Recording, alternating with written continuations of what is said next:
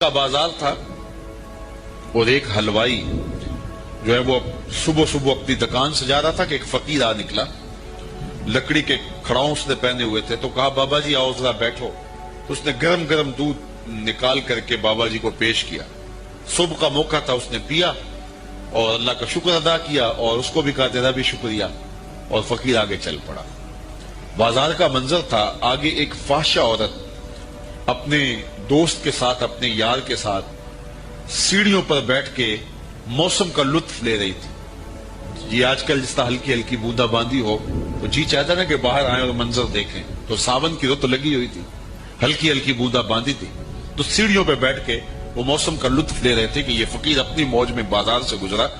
تو لکڑی کے کھڑاؤں تھے، کیچڑ اڑ کے کبھی دائیں گرتا تھا کبھی بائیں گرتا تھا، ایک چھینٹا اڑا اور اس عورت کے لباس پہ جا گرا. اس کے پاس اس کا بیٹھا ہوا جو یار تھا اسے بڑا غصہ آیا، اٹھا اور آ کے فقیر کے منہ پہ تپڑ مارا. فقیر بنے پھرتے ہو، چلنے کی تمیز بھی نہیں ہے، قیمتی لباس آیا کر دیا. فقیر نے آسمان کی طرف دیکھا اور ہنس کے کہا مالک تو بھی بڑا بے نیاز ہے، کہیں سے دودھ پلواتا ہے کہیں سے تپڑ مرواتا ہے. حضرت داتا گنج بخش علی حجویری کشف الماجوب میں لکھتے ہیں فقیر اتنی دیر تک فقیر نہیں بنتا جب تک خدا کی رضا پہ راضی نہیں ہو جاتا. بلیا لوکی تینوں کافر کافر آکھن تو آہو آہو آکھ، جب تک یہ کیفیت نہیں ہو جاتی فقیر فقیر نہیں بنتا. کہا مالک تیری بھی عجیب شان ہے، کہیں سے دودھ پلواتا ہے کہیں سے تھپڑ مرواتا ہے. یہ کہہ کے فقیر آگے چل پڑا. وہ عورت چھت پہ جانے لگی تو پاؤں پھسلا سیڑھی سے تو سر کے بل گری، چوٹ کوئی ایسی آئی کہ موقع پہ فوت ہو گئی.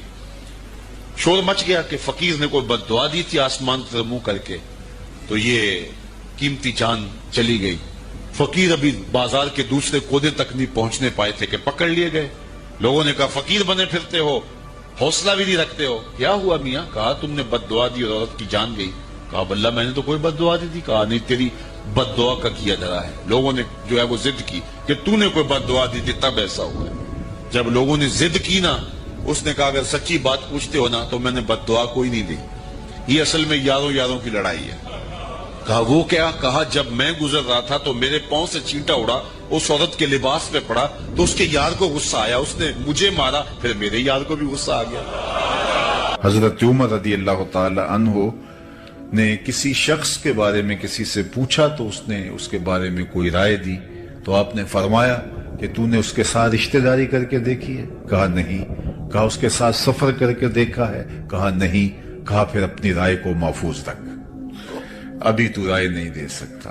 چونکہ ہم نے دیکھا ہے کہ بہت سارے لوگ دور سے اچھے اچھے لگتے ہیں لیکن رشتہ داری کر کے دیکھو تو پھر کھلتے ہیں. وہ دور دور سے بھلے بھلے دکھائی دیتے ہیں لیکن سفر کر کے دیکھو تو پھر پتا چلتا ہے کہ یہ شخص کس مرتبے پہ فائز ہے. اس کے لہجے میں یوں تو برف تھی لیکن جو چھو کے دیکھا تو ہاتھ جل گئے. تو اس لیے اصل دیکھنا ہوتا ہے کہ کوئی شخص بے تکلف دوستوں کے ساتھ کیسا ہے، اہل خانہ کے ساتھ کیسا ہے، سفر میں کیسا ہے، رشتہ داریوں کے ساتھ کیسا ہے. اب میسرہ جس نے سفر کیا ہے وہ اس انداز سے حضور کی سیرت کا نقشہ کھینچتا ہے کہ حضرت خدیجہ الکبریٰ حضور علیہ السلام کو اپنا سرتاج بنا لیتی ہیں، حضور سے نکاح کر لیتی ہیں، اور پھر انہوں نے حضور کو جب اور قریب ہو کے دیکھا اور نیڑے ہو کے دیکھا تو پھر حضور کی سیرت کا نقشہ ام المومنین حضرت خدیجہ الکبریٰ نے جو ہے ہمارے سامنے رکھا ہے. اس آئینے کے اندر ہم آقا کریم علیہ السلام کی سیرت کی ایک جھلک دیکھ سکتے ہیں، اور اس سیرت کو اپنے اوپر ہم کس طرح نافذ کر سکتے ہیں اور ہم اپنے آپ کو پیش کر کے اس آئینے کے سامنے اپنی صورت بھی دیکھ سکتے ہیں. یہی مختصر گفتگو ہے اور میری گفتگو اپنے اختتام کو پہنچ جائے. جب پہلی وحی کا نزول ہوا تو ظاہر ہے اس کے اثرات حضور کے قلب اطہر پہ آئے. قرآن تو پہاڑوں پہ نازل ہو تو وہ بھی ریزہ ریزہ ہو جائے. یہ تو حضور کا قلب اطہر تھا جو سہار گیا. لیکن پھر بھی حضور جب گھر تشریف لائے تو حضور نے فرمایا یا خدیجہ زملونی، مجھے سردی کا احساس ہو رہا ہے. انہوں نے شال حضور کے کندھوں پہ رکھی اور حضور علیہ السلام نے کچھ ارشاد کیا تو ام المومنین نے کہا کلا واللہ ما یخزیک اللہ ابدا، آپ کو آپ کا رب کبھی بھی بے آبرو نہیں ہونے دے گا۔ کیوں؟ اب یہ برجستہ حضور کی سیرت کے عناوین سامنے رکھتی ہیں، اور جب کسی شخص کے بارے میں رائے پوچھی جائے تو انسان اس کے بہت قریب بھی ہو تو اس کی وہی خوبیاں بیان کرتا ہے جو اس نے بکثرت دیکھی ہو، ورنہ کسی کے بارے میں رائے پوچھی جائے تو وہ 2 لمحوں کے لیے سوچتا ہے، غور و تأمل کرتا ہے اور پھر کوئی رائے قائم کرتا ہے، لیکن جو خوبیاں تسلسل کے ساتھ نظر سے گزرتی رہیں تو وہ انسان بلا تأمل بغیر کسی تردد کے بیان کر دیتا ہے۔ جب آقا کریم نے کہا کہ مجھے اپنی جان کا اندیشہ ہے تو ام المومنین نے کہا آپ پریشان نہ ہو، کلا واللہ ما یخزیک اللہ ابدا انک لتصل الرحم وتحمل الکلا وتکسب المعدوم وتقری الضیف وتعین علی نوائب الحق، اور ایک روایت میں وتصدق الحدیث۔ تو حضور کے یہ نمایاں 5 یا 6 وصف انہوں نے بیان کیے، کہا کہ آپ پریشان نہیں ہوں، آپ کا رب آپ کو کبھی بھی جو ہے وہ آپ کی شان میں فرق نہیں آنے دے گا، اس لیے کہ آپ کا وصف نمایاں یہ ہے کہ آپ رشتہ داروں کے ساتھ سلوک اچھا کرتے ہیں، چونکہ سب سے پہلا دائرہ جو ہمارے ارد گرد کھینچا ہوا ہے وہ ہمارے رشتہ داروں کا ہے، اس کے بعد پھر آگے چلتے ہیں۔ تو یہیں سے دیکھ لیں کہ کوئی کیسا ہے، کسی شخص کو دیکھنے کے لیے، پرکھنے کے لیے یہی اندازہ کرنا ہوتا ہے کہ اپنے رشتہ داروں کے ساتھ اس کا رویہ کیا ہے۔ اور میرے اور آپ کے آقا و مولا حضور ختمی المرتبت صلی اللہ علیہ وآلہ وسلم نے نہ صرف رشتہ داروں کے ساتھ حسن سلوک کرنے کی لوگوں کو تلقین کی، آقا کریم کا اپنا عمل دیکھیے، رشتہ داروں نے جو کچھ کیا اور پھر میرے حضور نے اس کا جو جواب دیا اور حکم دیا، سل من قطعک وات من حرمک، جو تم سے تعلق توڑے تم اس سے تعلق جوڑو، جو تمہیں محروم رکھے تم اس کی جھولیاں بھر دو۔ عمومی طور پہ بندہ کہتا ہے اگر کوئی 10 قدم پیچھے اٹھے گا تو میں 50 قدم پیچھے ہٹ جاؤں گا، تو یہ کیا کمال ہوا؟ تو پھر اس سے بھی آگے گزر گیا۔ بات تو یہ ہے کہ تو کوئی 10 قدم پیچھے ہٹے گا تو میں اسے ہٹنے نہیں دوں گا، تجھے بھی جیت لوں گا ایک دن محبت کے زور پہ۔ تو یہ صلہ رحمی ہے، جو شخص یہ چاہے، فرمایا میرے اور آپ کے آقا و مولا حضور ختمی المرتبت صلی اللہ علیہ وآلہ وسلم نے، ہمارے ماں باپ ان پہ قربان ہوں، زندگی گزارنے کا ڈھب سکھایا، اسلوب دیا، جو کوئی چاہے کہ اس کی عمر میں برکت ہو اور رزق میں اضافہ ہو، وہ رشتہ داروں کے ساتھ سلوک اچھا کرے۔ بعض اوقات رشتہ داروں کا سلوک بہت برا ہوتا ہے اور بندہ اس وقت سوچتا ہے کہ جناب میرا تو کوئی قصور نہیں ہے، ان کا رویہ ہی تلخ ہو گیا، تو میں اگر کروں گا تو مجھے اس کا جواز حاصل ہونا چاہیے۔ اچھوں کے ساتھ تو اچھائی کرنا کمال نہیں ہے، بروں کے ساتھ اچھائی کرنا کمال ہے۔ اور صوفیاء نے تو زندگی بھر درس ہی یہی دیا۔ ایک بزرگ وضو کر رہے تھے دریا کنارے، تو ایک بچھو پانی میں ڈوبتا تیرتا ایک لکڑی کے سہارے کبھی گر جاتا، لہروں کی زد میں آتا، تو ان کے دل میں ترس جاگا، تو آگے بڑھ کے اس کو نکالنا چاہا تو اس نے ہاتھ پہ ڈنگ مار دیا، تو درد ہوا تو ہاتھ جھٹک دیا تو وہ گر گیا، تو پھر ڈوبنے لگا تو پھر نکالا، پھر تیسری مرتبہ، 6-7 مرتبہ جب ایسا ہوا تو جو وضو کے خدمت پر معمور مرید تھا پاس کھڑا تھا، حضرت اس نے 7 مرتبہ آپ کو ڈنگ مارا اور آپ اس کو بار بار نکالنا چاہتے ہیں، تو فرمانے لگے جب وہ اپنی بری عادت نہیں چھوڑتا میں اچھی خصلت کیسے چھوڑتا؟ ڈنگ مارنا اس کی فطرت میں لکھا ہے اور اس کو بچانا میری فطرت میں لکھا ہے، تو رشتہ دار کتنا ہی بدترین کیوں نہ ہو اس کے ساتھ اس نے سلوک کر کے مصطفیٰ کی سیرت پہ عمل کیجئے۔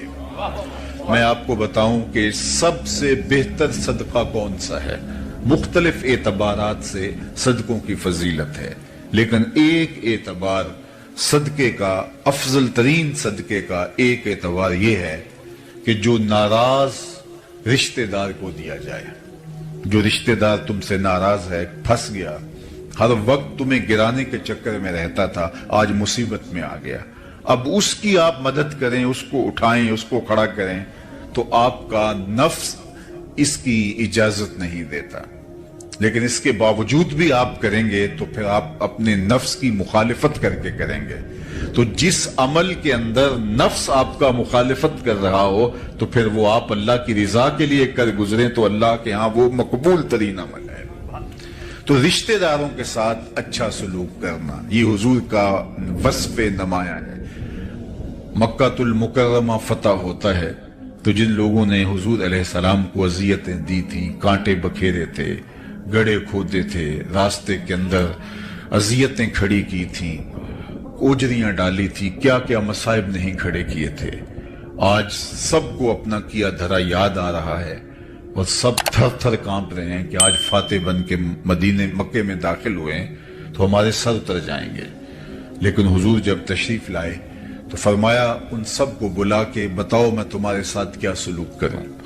تو انہوں نے کہا کہ آپ کریم باپ کے کریم بیٹے ہیں تو ہم آپ سے خیر کی توقع رکھتے ہیں، اور ان کا خیال یہ تھا کہ گردنیں اترنے سے بچ جائیں تو یہ بھی بڑی بات ہے، شہر بدر کر دیے جائیں اور سزا دے دی جائے لیکن جان بخشی ہو جائے۔ اور انہوں نے کہا کہ آپ کریم باپ کے کریم بیٹے ہیں، ہم آپ سے خیر کی توقع رکھتے ہیں۔ تو میرے اور آپ کے آقا و مولا نے جو جواب دیا ان کی آنکھیں کھلی کی کھلی رہ گئیں، ان کو یہ توقع نہیں تھی جو حضور علیہ السلام نے فرمایا، اذهبوا انتم الطلقاء، جاؤ تم سب آزاد ہو، اور آج میں تمہیں وہی کہوں گا جو میرے بھائی یوسف نے اپنے بھائیوں سے کہا تھا، لا تثریب علیکم اليوم، اللہ اکبر۔ تو یہ تھا حضور کا رویہ، یہ تھا حضور کا رشتہ داروں کے ساتھ اس نے سلوک، خون کے پیاسوں کو قبائیں دی، اللہ اکبر۔ اور فتح مکہ کے موقع پر آپ تاریخ پڑھیں، کچھ لوگوں کے بارے میں حضور نے معافی نہیں دی، یہ وہ بدترین لوگ تھے کہ جنہوں نے بہت اذیت پہنچائی تھی۔ ان میں ابن خطل تھا، اس کی لونڈیاں جو ہے وہ ارنبا اور اس طرح اور کچھ لوگ تھے۔ ایک شاعر تھے کعب بن زہیر، تو ان کے بارے میں بھی سخت حکم دیا، من لقی منکم کعب بن زہیر فلیقتلہ، تم میں سے کسی کو بھی کعب بن زہیر ملے تو اسے چھوڑنا نہیں، اسے قتل کر دینا ہے، سخت حکم دیا حضور نے۔ اب ابن قتل بھی مارا گیا، کعبے کے پردے میں چھپ گیا تھا، وہاں سے نکال کر کے چاہے زمزم اور مقام ابراہیم کے درمیان اس کو کاٹا گیا، اور باقی اس کی لونڈیوں کو بھی، لیکن یہ بھاگ گیا۔ تو اس کے بھائی نے اس کو پیغام بھیجا کہ تو حضور علیہ السلام کے غلاموں کی نظروں سے کب تک بچتا رہے گا، آخر کسی دن تو ان کے ہتھے چڑھے گا اور وہ تجھے چھوڑیں گی نہیں، چونکہ تیرا مشخص کر کے نام حضور نے ذکر کیا ہے، گلی گلی میری یاد بچھی ہے، پیارے رستہ دیکھ کے چل، مجھ سے اتنی وحشت ہے تو میری حدوں سے دور نکل، کدھر بھاگے گا۔ اس نے کہا کہ پھر میں کیا کروں، کہا کہ تو کسی طرح حضور کی خدمت میں خود حاضر ہو جا اور معافی طلب کر لے، مجھے امید ہے وہ معاف کر دیں گے۔ آرڈر بہت سخت ہے، اور آقا کریم علیہ السلام کی خدمت میں وہ اس طرح حاضر ہوا کہ فجر کا وقت تھا، ابھی اندھیرا چھایا ہوا تھا، حضور مسجد میں تشریف فرما تھے، اس نے چہرے پہ کپڑا لپیٹا اور آقا کریم کے قریب آ کے بیٹھ گیا۔ اس کا خیال یہ تھا کہ میں بات چھیڑتا ہوں، اگر کوئی راستہ ملتا ہے تو میں بتاؤں گا کہ میں کعب بن زہیر ہوں، اور اگر نہیں راستہ ملتا تو کسی پتلی گلی سے نکل جاؤں گا، اور حاضر ہو کے کہتا ہے جناب اگر ہم کعب بن زہیر کو ڈھونڈ لائیں تو آپ معاف کر دیں گے۔ تو آقا کریم نے مسکرا کے کہا کعب تو آج گیا ہے، جا میں نے معاف کر دیا۔ اس کو تو توقع بھی نہیں تھی، تو بولا کہ حضور جس زبان سے آپ کی ہجو کہتا رہا، آج اسی زبان سے آپ کی نعت کہنا چاہتا ہوں۔ تو فرمایا ممبر بچ لینے دو، لوگ بھی جمع ہو گئے، اور کعب بن زہیر نے اپنا مشہور قصیدہ بانت سعاد کہا، جسے قصیدہ بردہ بھی کہا جاتا ہے۔ ایک تو امام بوصیری کا قصیدہ بردہ ہے، لیکن اس قصیدے کو بھی قصیدہ بردہ اس لیے کہا جاتا ہے جب انہوں نے قصیدہ مکمل کیا تو حضور نے چادر پیش کی، تو لیکن اس کا مشہور نام قصیدہ بانت سعاد ہے۔ تو اس نے ممبر پہ کھڑے ہو کے جو کہا ذرا سنیے، اتیت عند رسول اللہ معتذرا والعذر عند رسول اللہ مقبول، لوگوں معافی مانگنے آیا تھا، یہاں آ کے پتا چلا نبی تو ہے ہی بندہ نواز۔ اور آگے کیا کہتا ہے، ان الرسول لنور یستضاء بہ مہند سیف من سیوف الہند مسلول، بے شک بغیر کسی شبے کے اللہ کا نبی نور ہے، ایسا نور جس سے زمانہ چمک رہا ہے، جس نور سے لوگ بھی فیضیاب ہو رہے ہیں، ہندوستان کے لوہے کی تنی ہوئی تلوار ہے۔ صلابت میں، سختی میں ہندوستان کا لوہا معروف تھا، تو اس لیے انہوں نے کہا ہندوستان کے لوہے کی تنی ہوئی تلوار ہے۔ تو حضور نے اس شعر میں اصلاح دی، کہا مجھے ہندوستان کے لوہے کی تلوار نہ کہو، مجھے اللہ کی تلوار کہو۔ اللہ اکبر۔ تو جو دشمن تھے، جنہوں نے اذیتیں دی، تکلیفیں دی، اللہ کے محبوب علیہ السلام نے ان کے لیے کس قدر دامن رحمت کو شادہ فرمایا، اور رشتہ داروں کے ساتھ جو حضور نے سلوک کیا، جس طرح معافی کا عام اعلان کیا، خون کے پیاسوں کو قبائیں دی، یہ حضور کا ہی طریق ہے۔ تو میں اور آپ اپنے اندر اتر کے دیکھیں، ہم اس نبی کے ماننے والے چھوٹی چھوٹی بات پر اختلاف کی، انا کی دیواریں کھڑی کر لیتے ہیں، اور پھر اپنی نسلوں کو بھی ان دیواروں کے آگے، ان دیواروں کے اطراف میں کھڑا کر کے ہمیشہ کے لیے راستہ بند کر دیتے ہیں۔ جو خون کے پیاسے تھے، جو چراغ حیات بجھا دینا چاہتے تھے، جب نبی علیہ السلام غالب آئے تو حضور نے ان کو بھی معاف کر دیا، اور بغیر کسی شرط کے معاف کر دیا۔ تو پہلا حضور کا وصف جو ام المومنین نے بیان کیا، اِنَّكَ لَتَصِلُ الرَّحِمَ، اور دوسرا وصف بیان کیا وَتَحْمِلُ الْكَلَّ، جس کا کوئی بوجھ اٹھانے والا نہیں، اس کا بوجھ آپ اٹھاتے ہیں۔ اللہ اکبر۔ ضرورت مندوں کے آپ کام آتے ہیں۔ حضور اس وقت بھی لوگوں کے کام آتے تھے جب حضور کی عمر بچپنے کی تھی۔ اللہ اکبر۔ حضور غریب ہو کے بھی غریب پرور تھے، ظاہری غربت، ورنہ تو حضور جیسا امیر کون ہو سکتا ہے۔ یہ وہ اس کہانی کی بات کر رہا ہوں کہ مال کے کونین ہیں، وہ پاس کچھ رکھتے نہیں، دو جہاں کی نعمتیں ہیں ان کے خالی ہاتھ میں۔ یتیم ہو کے یتیم پرور ہیں۔ حضور علیہ السلام کے چچا جناب ابو طالب کے پاس لوگ آئے اور کہا کہ جناب بارش نہیں ہو رہی اور آپ اولاد اسماعیل سے ہیں، تو اللہ کی بارگاہ میں بارش کی دعا کیجئے۔ تو انہوں نے کہا آپ صحن حرم میں پہنچو، میں بھی آتا ہوں، اور اللہ کی بارگاہ میں ہم سب مل کے عرض کرتے ہیں۔ تو لوگ صحن حرم میں جمع ہوئے۔ حضور علیہ السلام کی عمر پاک اس وقت تھی 8 سال یا 9 سال، تو آقا کریم کو ساتھ لیا اور کعبۃ اللہ کی دیوار کے ساتھ آقا کریم کو یوں کھڑا کیا کہ حضور کی پشت کعبے کی دیوار سے مس ہو رہی تھی، کعبے کی دیوار سے چھو رہی تھی، اور رخ لوگوں کی طرف تھا۔ تو حضور کے چچا نے ہاتھ پھیلا کے کہا مالک اس گوری رنگت والے کے صدقے بارش ڈال دے۔ تو کہتے ہیں لوگ گھروں میں بھیگ کے گئے۔ پھر وقت گزرتا گیا، اعلان نبوت جب ہوا تو کفار نے حضور کے خاندان کو شاب ابی طالب میں محصور کر دیا۔ 3 سال تک محصوری کا زمانہ کاٹا، کھانا نہیں جانے دیتے تھے، پانی نہیں پینے کی ضروریات باہم نہیں پہنچنے دیتے تھے، معاہدہ لٹکایا تھا چمڑے کے اوپر لکھ کر کعبۃ اللہ کی دیوار کے ساتھ۔ تو کوئی غلہ بھی بیچنے آتا باہر سے، راستے میں خرید لیتے، ان تک غلہ بھی نہ پہنچنے دیتے۔ اہل حق کے لیے یہ مشکلیں شروع سے ہیں۔ اللہ اکبر۔ اسلام کی تاریخ یہاں سے شروع ہوتی ہے۔ تو اس وقت حضور کے چچا نے حضور کی شان میں ایک قصیدہ لکھا، جس میں قریش کو خاص طور پہ مخاطب ہو کر کے ماضی کی اس کہانی کو یاد دلایا، جب بارش نہیں ہو رہی تھی اور لوگ حضور کے چچا کے پاس آئے تھے، تو کہا کہ وہ وقت بھول گئے ہو جب اس پیارے کے چہرے کو دیکھ کے بادل امٹ کے آئے تھے۔ وَعَبْيَتْ يُسْتَسْقَى الْغَمَامُ بِوَجْهِهِ ثِمَارُ الْيَتَامَى عِصْمَةٌ لِلْأَرَامِلِ۔ کہا یہ میرا وہی گوری رنگت والا بھتیجا ہے جس کو دیکھ کے بادل امٹ کے آتے ہیں، اور یہ یتیموں کا سہارا ہے اور بیواؤں کا آسرا ہے۔ تو یہ حضور کا وصف ہے کہ جس کا کوئی بوجھ اٹھانے والا نہیں، حضور اس کا بوجھ اٹھایا کرتے تھے۔ وَتَقْسِبُ الْمَعْدُومِ، حضور کا وصف بیان کیا گیا جس کا کوئی کمائی کرنے والا نہیں ہے، حضور اس کے لیے کمائی کرتے ہیں۔ اپنے لیے جینا یہ کون سا کمال ہے؟ یہ بات ذہن میں رکھیے کہ رزق کمانا 3 نیات کے استحضار کے ساتھ عین دین ہے، اگر وہ رزق حلال ہو، اور اگر وہ رزق حلال نہیں ہے تو تو نیات جتنی بھی اچھی ہوں پھر بھی بربادی ہے، یا جو ہے وہ رزق حلال ہے لیکن نیات اور ہیں جن کو شریعت نے پسند نہیں کیا تو پھر بھی سراسر بربادی ہے۔ ہم اس دنیا کے اوپر اللہ کی معرفت حاصل کرنے کے لیے آئے، ہمارا مقصد تخلیق اللہ کو پہچاننا ہے، اور اگر ہم یہ نہیں کر پاتے من کانا فی ہذہ اعمی فہو فی الآخرۃ اعمی واضل سبیلا، جو اس دنیا میں اندھا رہا کل قیامت کے دن بھی نابینا اٹھایا جائے گا۔ اس سے ان آنکھوں کی بے نوری مراد نہیں ہے، دل کی بے نوری مراد ہے۔ اسی لیے اقبال نے کہا تھا دل بینا بھی کر طلب خدا سے، کہ آنکھ کا نور دل کا نور نہیں، آنکھ کا نور اور ہے دل کا نور اور ہے۔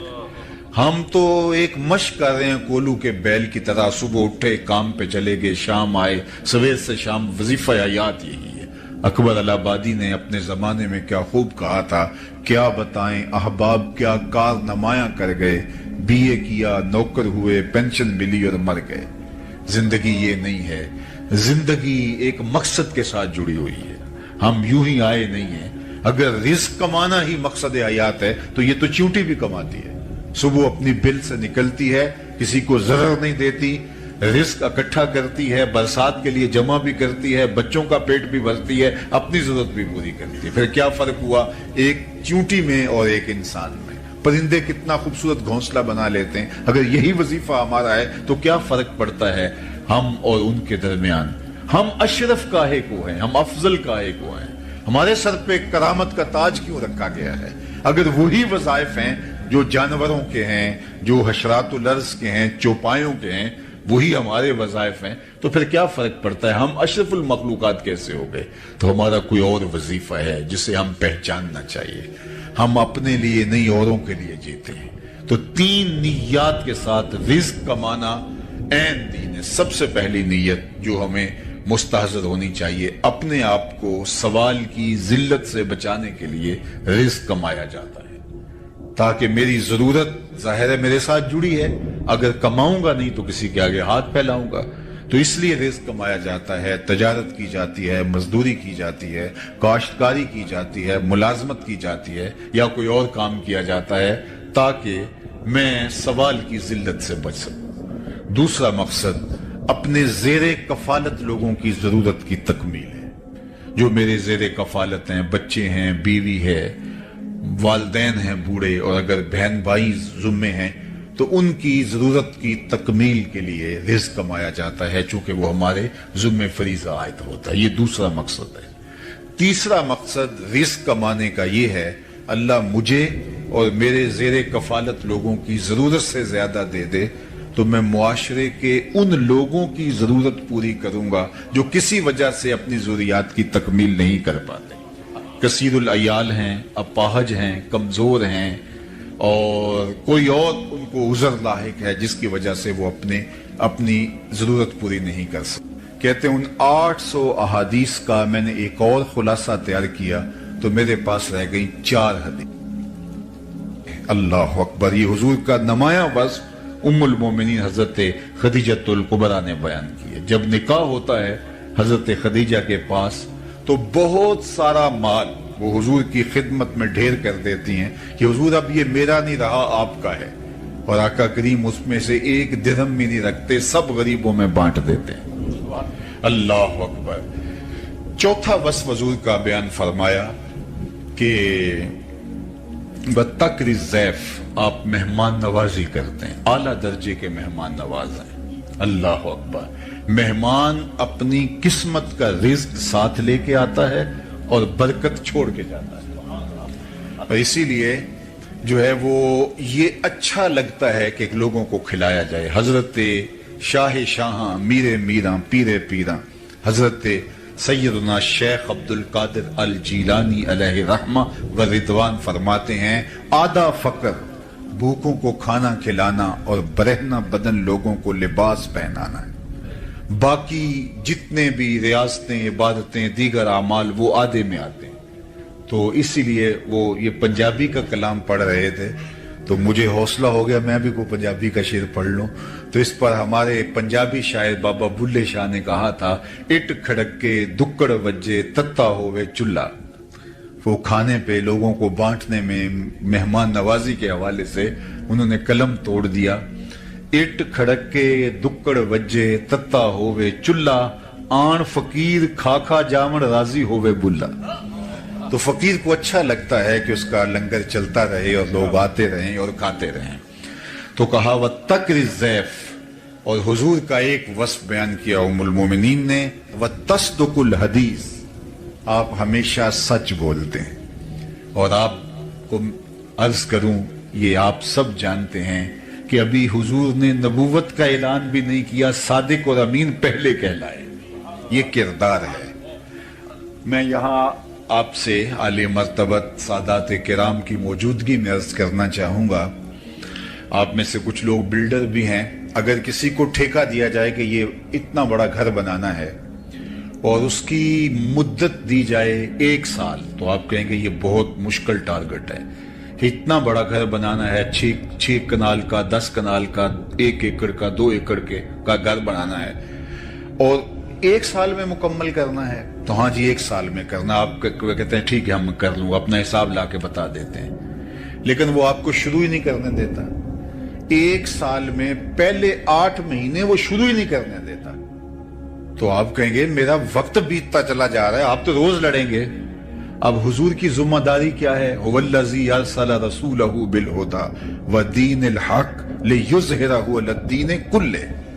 پوری دنیا پر اسلام کو غالب کرنا یہ حضور کا کام تھا, حضور کی ذمہ داری لگائی رب نے. اور اس کے لیے ٹائم پیریڈ کیا ہے؟ 63 برس کل زندگی ظاہری حیات, لیکن 40 سال تک کام ہی نہیں شروع کرنے دیا گیا. 40 سال تک کام ہی نہیں شروع کرنے دیا گیا. اب ذرا دیکھیے, اور 13 سال مکے کے یہ بنیادوں کی کھدائی میں لگ گئے. صرف 10 سال حضور کو ملے اور 10 سال میں بھی 27 جنگیں لڑی ہیں. آپ کے پتہ نہیں کیا دفعہ ہے, جو اقدام قتل کی دفعہ ہے ہمارے ہاں وہ ہے 302. تو ہمارے لوگ کہتے ہیں وہاں کہ اگر 302 کا ایک کیس لگ جائے کسی کے ساتھ, جھوٹا الزام بھی, تو آدھی زندگی کھا جاتا ہے. اگر کسی پر قتل کا الزام ہی لگ جائے تو آدھی زندگی وہ کھا جاتا ہے. اور یہاں میرے حضور علیہ السلام نے 27 جنگیں لڑی ہیں ان 10 سالوں میں. 63 برس کل زندگی. کام کیا ہے؟ اتمام دین, اسلام کا غلبہ. اللہ اکبر. اور اس کے میں 40 سال تک اعلان نبوت بھی نہیں حضور نے کیا, اور 13 سال کھدائی میں گزار دیے. اب 10 سال کے اندر حضور علیہ السلام نے وہ کام کر دکھایا. لیکن آپ کہیں گے کہ 40 سال کام کیوں نہیں کرنے دیا, 40 سال کیوں نہیں آغاز کرنے دیا؟ تو آئیے وہ 40 سال کتنے اہم ہے. جب حضور اعلان نبوت کیا تو سب لوگوں کو جبل صفا پہ بلایا, اور بلا کے جب حکم ہوا وَأَنذِرْ عَشِيرَتَكَ الْأَقْرَبِينَ کہ قریبیوں کو پہلے آپ سمجھاؤ اور ان کو بلاؤ, تو ان کو تنذیر کرو. تو حضور نے ان کو بلایا اور کہا لوگو اگر میں کہوں پہاڑ کی اس جانب سے ایک لشکر آ رہا ہے جو تمہیں تاخت و تاراج کر کے رکھ دے گا, تو میری بات مان لو گے؟ تو انہوں نے کہا دیکھیں گے, نظر آیا فبہا, نہ نظر آیا تو پھر بھی کہیں گے ہم اندھے ہیں آپ سچے ہو. آپ کی صداقت پہ اتنا یقین ہے. تو فرمایا کہ اگر تم مجھے اتنا سچا مانتے ہو تو پھر مان لو اللہ ایک ہے. تو وقتی طور پہ انہوں نے گو انکار کیا. ابو لہب نے کہا تبا لک ہنالک سائر اليوم لہذا جمعتنا, لیکن یہ وقتی طور پہ تھا. لیکن سوچنے پہ مجبور ہو گئے, جو کل جھوٹ نہیں بولتا تھا آج جھوٹ کیوں بولے گا. تو حضور علیہ الصلوۃ والسلام کی دعوت کو مضبوط ان 40 سالوں نے کیا. تو اس لیے میں اور آپ دیکھیں کہ ہمارا کردار کیسا ہے. اس لیے میں کتنی بھی اچھی تقریر کر لوں, لیکن اگر میرا کریکٹر اچھا نہیں ہوگا, میرا کردار اچھا نہیں ہوگا, تو آپ کو وہ معلوم ہوگا. تو میرے لفظ آپ سنیں گے, اس کی شاید لذت بھی لے لیں, لیکن وہ آپ کے دل میں نہیں اتریں گے. لیکن میرا اگر کردار مضبوط ہے تو میرے لفظ اتنے مضبوط نہ بھی ہوں. اشہد بلال عند اللہ اشہد, بلال کا اشہد بھی اشہد مان لیا جاتا ہے. تو یہاں یہ نہیں دیکھا جاتا، کردار دیکھا جاتا ہے۔ اس لیے میرے حضور علیہ السلام ابھی اعلان نبوت نہیں کیا، ابھی پہلی وحی نازل ہوتی ہے، یہ حضور کی سیرت کی گواہی حضور کی زوجہ دے رہی ہے۔ کہتے ہیں سارا زمانہ مان جائے، بیوی نہیں مانتی، گھر والی نہیں مانتی، لیکن یہاں کہانی دیکھیے کہ حضور نے جب کچھ خدشے کا اظہار کیا تو یہ زوجہ محترم بول رہی ہے، اِنَّكَ لَتَصِلُ الرَّحِمَ وَتَحْمِلُ الْكَلَّ وَتَكْسِبُ الْمَعْدُومَ وَتَقْرِي الضَّيْفَ وَتَصْدُقُ الْحَدِيثَ۔ حضور آپ کی زبان سے کبھی ہم نے جھوٹ سنا ہی نہیں ہے، صادق بھی آپ ہیں، امین بھی آپ ہیں۔ قریشی مکہ نے حضور کو صادق اور امین کہا۔ اور یہاں لطف کی بات آپ کو بتاؤں کہ جب حضور کے گھر کا انہوں نے گھیراؤ کر لیا اور آقا کریم علیہ السلام کو شہید کرنے کے درپے ہوئے اور آقا کریم پھر ہجرت فرما گئے اور حضرت علی المرتضیٰ رضی اللہ تعالیٰ عنہ کو اپنے بستر پہ لٹا دیا، تو انہوں نے حضور کو شہید کرنے کا عزم مصمم کیا تھا اور کہا کہ اگر بنو ہاشم اٹھے تو مل کے لڑیں گے، اگر خون بہا کی ضرورت پڑی تو مل کے دے دیں گے، اور سب حضور کے گھر کا محاصرہ کرنے آ گئے۔ اور حضور علیہ السلام نے کیا کہا، علی صبح اٹھنا، میرے بستر پہ لیٹ جاؤ، صبح اٹھنا اور امانتیں دے کے مدینے چلے آنا۔ تو معلوم ہوا کہ جب وہ حضور کے گھر کا محاصرہ کیے ہوئے تھے، ان کی امانتیں حضور کے گھر میں پڑی ہوئی، تو جو اس انتہائی حد تک پہنچ گئے تھے تو اولین فرصت کے اندر وہ اپنی امانتیں نکلواتے نا، پھر اس کے بعد اگلا قدم کرتے۔ آپ کسی پر دھاوا بولنے لگیں تو اس کے ہاں آپ کی امانتیں پڑی ہوں تو آپ کہتے ہیں کہ پہلے اپنی امانتیں تو طریقے سے نکلواؤں، لیکن قریش کو معلوم تھا جو بھی ہو جائے محمد عربی ہماری امانتیں ضائع نہیں ہونے دے گا۔ یہ ہے حضور کا امین ہونا، یہ ہے حضور کا کردار، یہ ہے حضور کی عظمت۔ اللہ اکبر۔ تو کہا وَتَصْدُقُ الْحَدِيث، یہ ہمیشہ سچ بولتے ہیں۔ میں اور آپ دیکھیں، ایک تو ہمارا عشق رسول یہ ہے کہ ہم حضور کے نام کے نعرے لگائیں، میں اس کا انکار نہیں کرتا۔ ایک ہمارا عشق رسول یہ ہے کہ ہم آقا کریم علیہ الصلوۃ والسلام کے نام کے تذکرے کریں، یہ بھی محبت کا ایک پیرایا ہے، رنگ ہے۔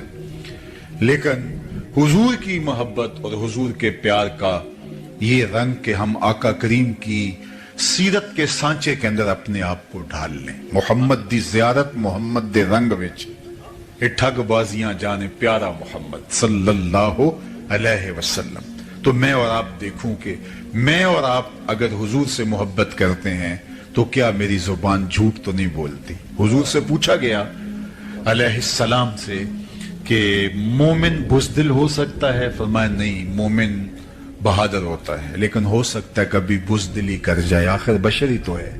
پھر پوچھا گیا مومن بخیل ہو سکتا ہے؟ کہا نہیں، سخی ہوتا ہے، لیکن ہو سکتا ہے کبھی بخل بھی کر جائے، آخر بشری تو ہے۔ بلکہ ایک روایت میں آتا ہے جو اولاد ہے مجبنہ بھی ہے، مبخلہ بھی ہے، یعنی کوئی شخص جب صاحب اولاد نہیں ہوتا تو بڑا بہادر ہوتا ہے، مشکل میں چھلانگ لگا دیتا ہے اور شاہ خرچ بھی ہوتا ہے، لیکن اولاد کے بعد تھوڑا تھوڑا بخیل ہو جاتا ہے اور تھوڑا تھوڑا بزدل ہو جاتا ہے۔ تو کہا یہ مبخلہ بھی ہے، مجبنہ بھی ہے، تھوڑی بخیل بھی بنا دیتی ہے، تھوڑا سا بزدل بھی بنا دیتی ہے۔ کہا مومن بخیل ہو سکتا ہے؟ کہا نہیں، مومن جو ہے وہ بہادر ہو سخی ہوتا ہے، لیکن ہو سکتا ہے کبھی بخل بھی کر جائے۔ مومن کیا بزدل ہو سکتا ہے؟ نہیں، بہادر ہوتا ہے، لیکن ہو سکتا ہے کبھی وہ بزدلی بھی کر جائے۔ تیسرا سوال حضور سے پوچھا گیا مومن جھوٹا ہو سکتا ہے؟ حضور نے فرمایا جھوٹا نہیں ہو سکتا، یہ طے ہے، مومن ہو جھوٹا ہو یہ نہیں ہو سکتا۔ اور میں اور آپ کہیں کہ اگر جھوٹ نہ بولے تو سودا ہی نہیں بکتا ہے، قدم قدم پہ جھوٹ بولیں تو پھر کس طرح ہم حضور سے دعوی محبت کر سکتے ہیں؟ تو مومن کی یہ شان ہے کہ جھوٹا نہیں ہوتا۔ تو آئیے میں اور آپ اپنے آقا کے اس وصف کو اپنے اندر اتاریں۔ میرے استاد فرمایا کرتے تھے یہ نہ ہو کہ لوگ تمہیں پوچھیں تم کون ہوتے اور تم بتاؤ جناب ہم مسلمان ہوتے ہیں، یہ دیکھو مذہب کے خانے میں اسلام لکھا ہے۔ آپ فرمایا کرتے تھے صاحب نہ کسی کو پوچھنے کی نوبت آئے نہ تمہیں بتانے کی ضرورت ہو، تمہارا کردار ایسا ہو، تم دور سے چلے آ رہے ہو، لوگ کہیں وہ دیکھو حضور کا غلام آ رہا۔ نور آنکھوں میں تو چہروں پہ اجالے ہوں گے، مصطفیٰ والوں کے انداز نرالے، دنیا میں بھی ان کے دم سے مقدر چمکا، محشر میں بھی ان کی رحمت کے